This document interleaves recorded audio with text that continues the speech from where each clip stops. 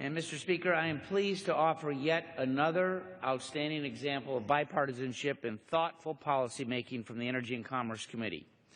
The STELA Reauthorization Act is an important piece of legislation that ensures that millions of satellite TV subscribers continue to receive broadcast TV programming from their chosen satellite provider.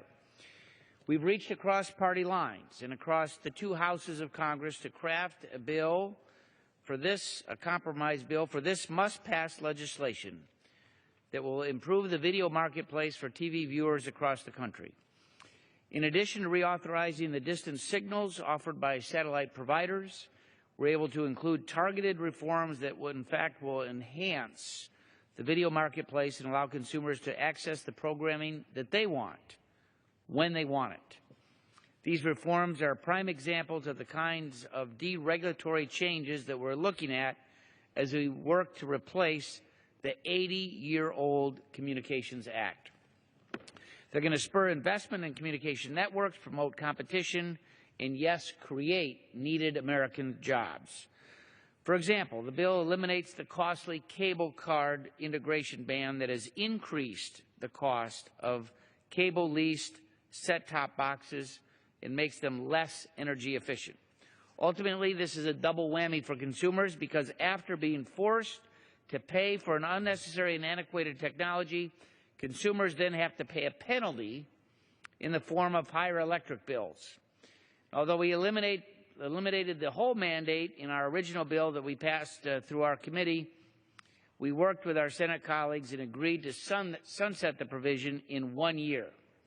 This will provide time for the FCC to hold a working group on successor solutions to cable card without unduly delaying the benefits to consumers who choose to lease equipment from their cable provider.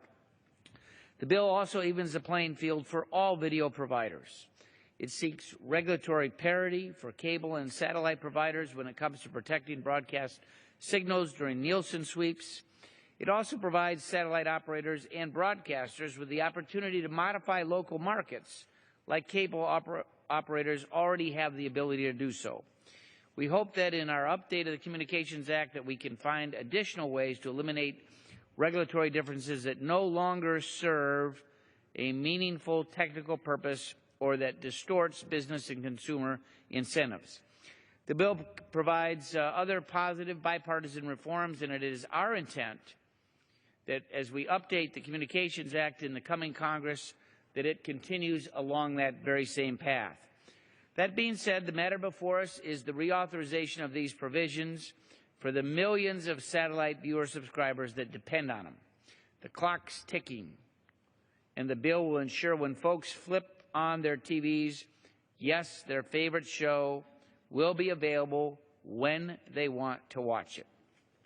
I would urge all my colleagues to vote for the bill as this Congress is quickly drawing to a close.